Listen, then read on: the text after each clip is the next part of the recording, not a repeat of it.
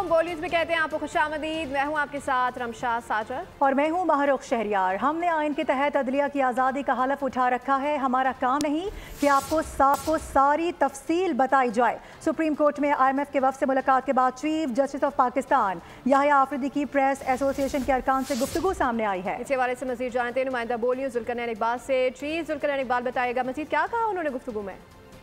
देखिए, chief justice of Pakistan से आज प्रेस एसोसिएशन के सहाफियों की मुलाकात हुई और जिसमें जदीद अपॉइंटमेंट से मुतालिक जो इशूज थे और जो IMF का वक्त था, इस हवाले से चीफ जस्टिस ने खुल के अपनी राय का इजहार किया और कहा कि उन्होंने पहले IMF के वक्त से पूछा कि आप मुलाकात किस सिलसिले में करना चाह रहे हैं, तो उनको फिर बताया गया कि जो प्रॉपर्टी और कॉन्ट्रैक्ट के केसेस हैं, इस हवाले से IMF का डेलीगेशन मिलना चाह रहा है।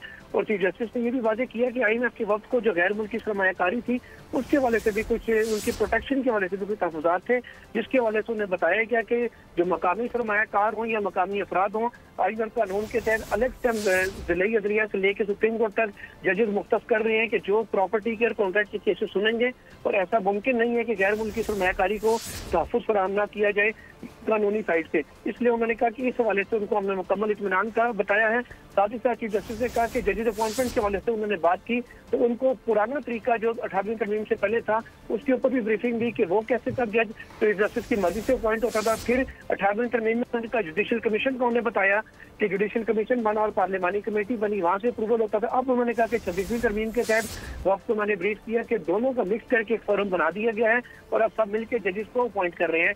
ये कहते हैं कि उनको ब्रीफ किया गया। इसके साथ ही साथ चीफ जस्टिस ने जो कल जुडिशल कमीशन का इजलास हुआ है उस हवाले से भी बात की और जो दो जजेस जस्टिस मंसूर अली और जस्टिस मुनीब अख्तर वॉकआउट करके गए, चीफ जस्टिस ने कहा कि अगर वो इजलास में बैठे रहते तो वो देखते कि उनके खत में जो उठाए गए कंसर्न्स हैं उनको एड्रेस किया गया। उन्होंने कहा कि उन्होंने सीनियरिटी का इशू उठाया था इस्लामाबाद हाई कोर्ट में चीफ जस्टिस का।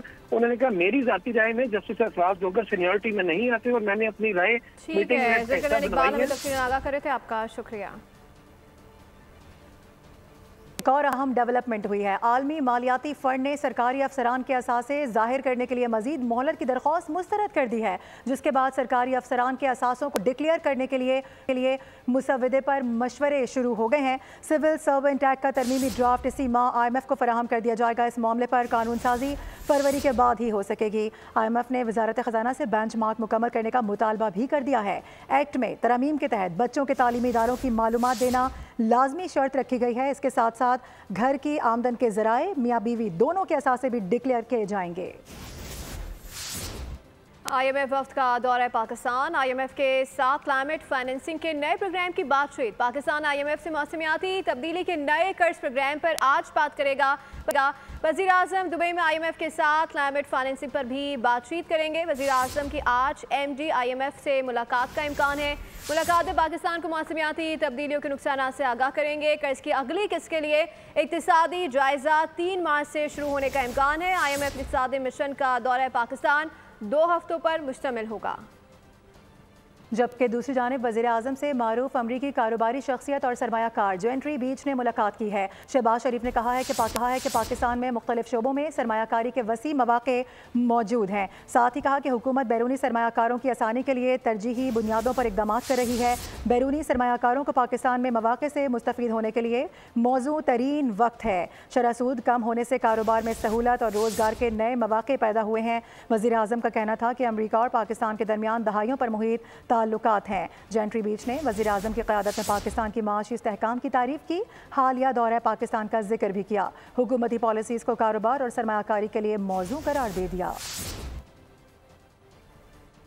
अरकानी असम्बली की तनख्वाहों मरात का बिल कसरत राय से मंजूर कर लिया गया। बिल रुबीना खुर्शीद आलम ने कौमी असम्बली में पेश किया। PTI अरकान का बिल मंजूर होने पर शोर शराबा नारेबाजी की। अयाज सादिक ने कहा कि जाली पार्लियामेंट कहकर तनख्वाहें भी ले लेते हैं। आप शोर करने के बजाय लिख कर दें कि आप तनख्वाहें नहीं लेंगे।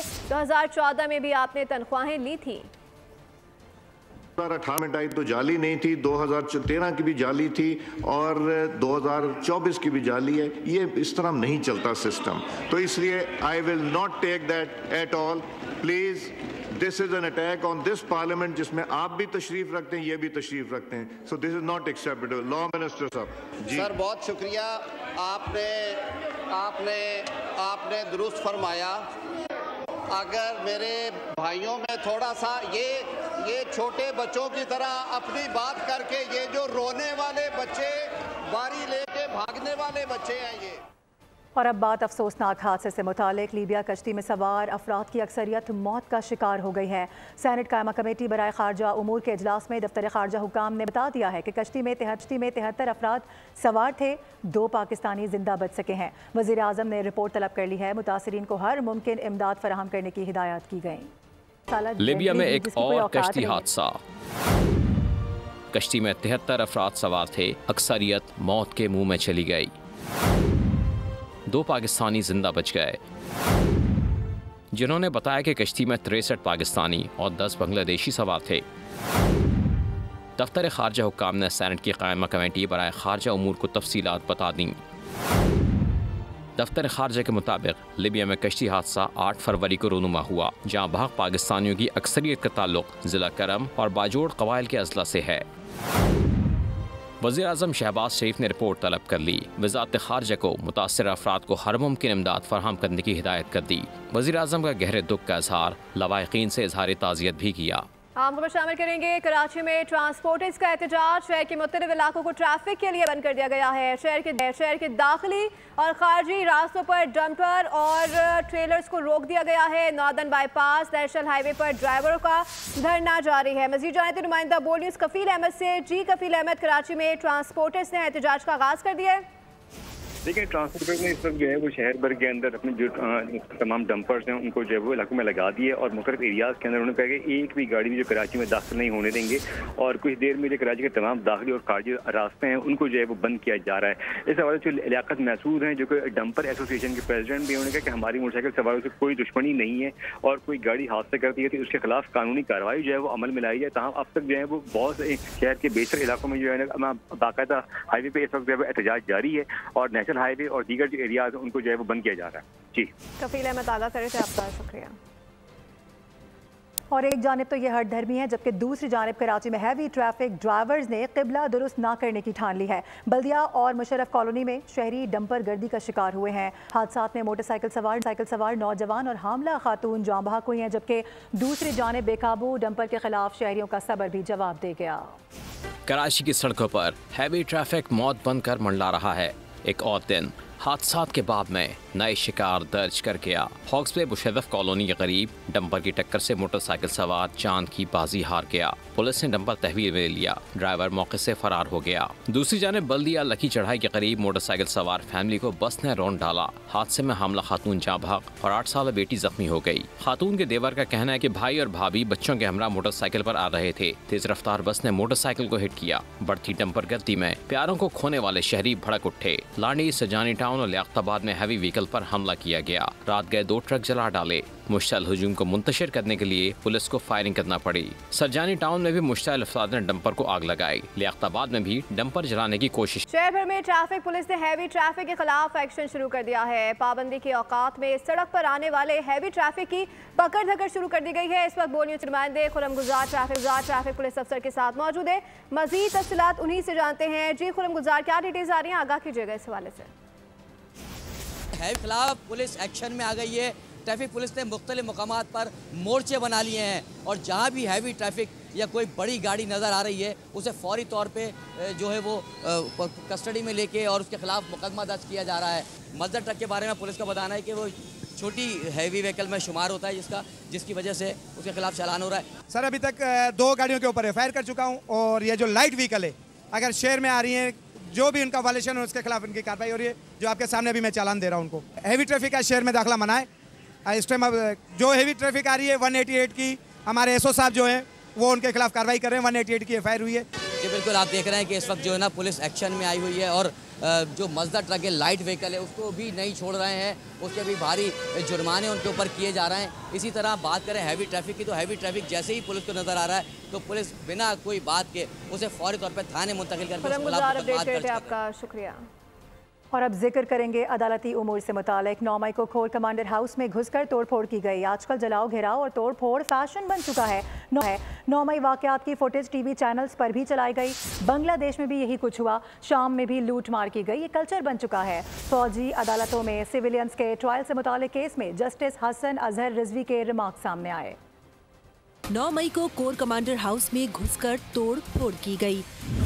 क्या दुनिया में कभी कहीं कोर कमांडर हाउसेस पर हमले हुए? एक घर में टीवी स्क्रीनों पर डंडे मारे गए। आजकल जलाओ घराव और तोड़ फोड़ फैशन बन चुका है। फौजी अदालतों में सिविलियंस के ट्रायल से मुतालिक केस में जस्टिस हसन असर रिजवी के रिमार्क्स।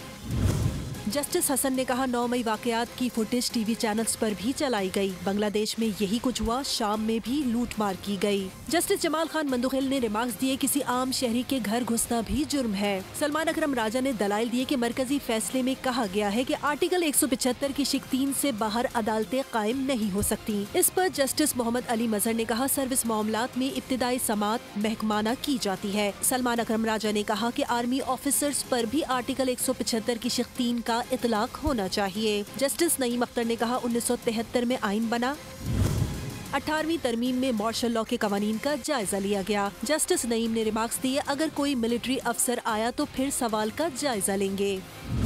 केस के इख्तियार से बाहर ना निकले, भारत में पार्लियामेंट के जरिए कानून में तब्दीली की गई। जस्टिस मोहम्मद अली मजहर ने कहा अदालती फैसलों में जो निशानदही की गई क्या इस पर कानून साजी हुई? जस्टिस मंदुखिल ने कहा पार्लियामेंट मालूम नहीं किन कामों में पड़ी हुई है, जो बातें यहाँ कर रहे हैं वो पार्लियामेंट में करने की हैं। सुप्रीम कोर्ट में फौजी अदालतों के केस की समाअत मुलतवी कर दी गई। सलमान अकरम राजा अपने दलाइल मुकम्मल करेंगे। PTI ने 4 साल दौरे हुकूमत में एक ढेले का काम नहीं किया। मुखालिफ पर चोर डाकू के ताने कसने वाला आपके साथ मुखलिस नहीं हो सकता। वज़ीर आला पंजाब मरियम नवाज ने जश्न स्टैम्प पंजाब की तकरीब से खिताब में कहा कि आवाम से मेरा प्यार का रिश्ता लोगों से बर्दाश्त नहीं होता। वादा करें कि मुल्क के खिलाफ कोई इकदाम नहीं उठाएंगे। ये लोग मुखालिफिन पर जाती हमले करते हैं। इनका काम अवाम की खिदमत करना है, ना कि जातियात पर हमला करना। जो मोहब्बत का रिश्ता है, प्यार का रिश्ता है, वो बहुत लोगों से बर्दाश्त नहीं होता। लेकिन आपने मरियम नवाज शरीफ से ये वादा करना है कि कभी भी अपने मुल्क के खिलाफ कोई कदम नहीं उठाओगे। और जो अपने मुल्क पे हमले करते हैं, जो आपको ये तालीम देते हैं, ये तरगीब देते हैं कि आगे बढ़ो और वो बड़ा जा रहा है, उम्र में बड़ा जा रहा है, उसको आवाज़ लगाओ, उसको कहो हम तुम्हें गर्दन से पकड़ के घसीटेंगे, उसको चोर डाकू की आवाज़ लगाओ क्योंकि वो आपका सियासी मुखालिफ है, तो ये शख्स आपका दोस्त कभी नहीं हो सकता। कभी आपकी माँ आपको ये कहेगी या आपके वालिद आपको ये कहेंगे कि वो सामने खड़ा है उसको गाली निकालो। तो दूसरों के बच्चों को ये तरगीब देनी कि गाली निकालो, इज्जतें उछालो, झूठे इल्जाम लगाओ, और खुद 4 साल की हुकूमत रही है, एक ढेले का काम नहीं किया। हमारे बच्चों को डोमिसाइल की मार मारी जा रही है। मैरिट का कत्ल हो रहा है। MQM ने डोमिसाइल खत्म करने का मुतालबा कर दिया। रहनुमा फारूक सितार ने प्रेस कॉन्फ्रेंस करते हुए कहा कि कराची वालों पर सिंध हुकूमत ने जुल्म ढाया हुआ है। कई दहाइयों से यहाँ बसने वालों से अच्छा रवैया नहीं रखा गया। जो बच्चे मेडिकल में जाना चाहते हैं उनके लिए भी दरवाजे बंद कर दिए गए हैं। कराची से मुल्क का मुस्तकबिल वाबस्ता है। लाड़काना बोर्ड और सक्कर बोर्ड के नताइज 70 से 85% तक हैं। हम तो नौकरियों पर कोटा सिस्टम को रो रहे थे, अब ये प्रोफेशनल जामियात तक पहुँच चुका है। सिंध के सीनियर वजीर शर्जील नामीमन ने MQM के इल्जामात को मुस्तरद कर दिया। कहा कि MQM वाले अपनी दाखिली तजाद से अवाम की तवज्जो हटाने के लिए इल्जामात की सियासत खेल रहे हैं। मुत्तहदा लीडरान नफरत, तासुब, तकसीम और फरेब की सियासत को हवा देते हैं। कराची के अवाम उनकी हकीकत जान चुके हैं, अब बहकावे में आने वाले नहीं हैं। कराची तमाम पाकिस्तानियों का शहर है। मुत्तहदा ठेकेदार बनने से गुरेज करे। अवाम जानते हैं कि बच्चे के हाथों में किताब के बजाय बंदूक किसने दी थी। और इंतजार की घड़ियां खत्म होने को हैं, क्योंकि नेशनल स्टेडियम में आज समा रंगीन होने वाला है। रौनक मेला लगने वाला है। आवाम के लिए फ्री तफरी, वो भी बिल्कुल मुफ्त। मारूफ गुलकार आवाज़ का जादू जगाएंगे। सैफ अली की सीरीज के मैच से एक रोज़ कबल इफ्तिताही तकरीबी तैयारियां मुकम्मल कर ली गई हैं। कराची नेशनल बैंक स्टेडियम की आज इफ्तिताही तकरीब होगी, जिसकी तैयारियां आखिरी मराहिल में दाखिल है। अवाम का दाखिला फ्री है। मज़ीद जानते हैं नुमाइंदे इरशाद अली से, जो इस वक्त स्टेडियम के मरकजी गेट पर मौजूद हैं। जी इरशाद, बताइएगा तैयारियां कहाँ तक पहुँच चुकी हैं और इस वक्त क्या मनाजिर दिख रहे हैं? Stadium Karachi ICC champions trophy की मेज़बानी के लिए पूरी तरह तैयार है और एक नए रूप में जो है वो नज़र आ रहा है। आज इसकी नकाब कुशाई होनी है शाम को 7 बजे, जिसके लिए तैयारियां जो है वो तकरीबन आखिरी मरहल में पहुंच चुकी हैं। स्टेज तैयार हो चुका है जिस पर पाकिस्तान के मारूफ गुलकार अपने फ़न का जादू जगाएंगे। मेरे पीछे और शायकीन के लिए मैं बताता चलूँ, शायकीन के लिए आज जो है वो एंट्री फ्री है, लेकिन 5:30 बजे जो है वो स्टेडियम के गेट खोले जाएंगे। शायकीन शनाख्ती कार्ड दिखाकर जो स्टेडियम में दाखिल हो सकते हैं और शाम को 7 बजे तकरीब शुरू होगी। उससे पहले chairman PCB Mohsin Naqvi stadium में जो काम करने वाले मजदूर हैं जिन्होंने दिन रात मेहनत करके इस स्टेडियम को पाया तकमील तक पहुँचाया, 700 मजदूरों के इजाज़त में मोहसिन नकवी जो है वो असराना देंगे, उनके साथ खाना खाएंगे, उनके साथ अपडेट कर रहे थे। और अब कुछ बात कर लेते हैं मौसम के हवाले से। मलका कोहसार मरी में हल्की बर्फबारी का सिलसिला शुरू हो गया है। वादी ने सफ़ेद चादर ओढ़ ली है। सयाह हसीन मौसम को किस तरह से एंजॉय कर रहे हैं बता रहे हैं हमारे नुमाइंदे आरिफ सईद। जी आरिफ। मलका कोहसार मरी में आखिरकार बर्फबारी का जो है वो सिलसिला शुरू हो चुका है। मलका कोहसार मरी ने सफ़ेद चादर, मखमली चादर जो है वो ओढ़ ली है। सर्दी की शिद्दत में भी गैर मामूली इजाफा है। स्याह यहाँ पर जो बर्फबारी के शौकीन हैं वो यहाँ पर पहुंचे हुए हैं और इस खूबसूरत मौसम और गिरती बर्फ के नज़ारों से खूब लुत्फ़अंदोज़ हो रहे हैं। मेरे साथ इस टाइम कुछ आप मौजूद है, इनसे पूछते हैं यहाँ मरी के मौसम और यहाँ के बर्फबारी के नज़ारों को कैसे एंजॉय कर रहे हैं। भाईजान मरी में आए हैं, बहुत अच्छा लगा। अल्लाह की यही ख्वाहिश थी हम जब आए स्नो फॉलिंग देखें और बहुत इंजॉय कर रहे हैं। जी माशाल्लाह, हम यहाँ पे मुल्तान से आए हैं और हम यही ख्वाहिश लेके आए थे कि अल्लाह हम जब यहाँ आए तो स्नोफॉल स्टार्ट हो, तो हमारे यहाँ अल्लाह पाक ने ख्वाहिश पूरी की है और बहुत ज़बरदस्त किस्म की स्नोफॉल हो रही है। बहुत मज़ा आ रहा है, यहाँ पर बहुत इंजॉय कर रहे हैं। यहाँ का मौसम और नज़ारे इंतहाई खूबसूरत हैं। जबकि ये भी बताता चलूँ कि महकमा मौसमियात के मुताबिक आज रात तक ये बर्फबारी का सिलसिला जो वक्फे से जारी रहेगा। ठीक है, बहुत शुक्रिया आपका। इसी के साथ बुलेटिन से फिलहाल इतना ही। विजिट कीजिए bolnews.com और देखते रहिए बोल।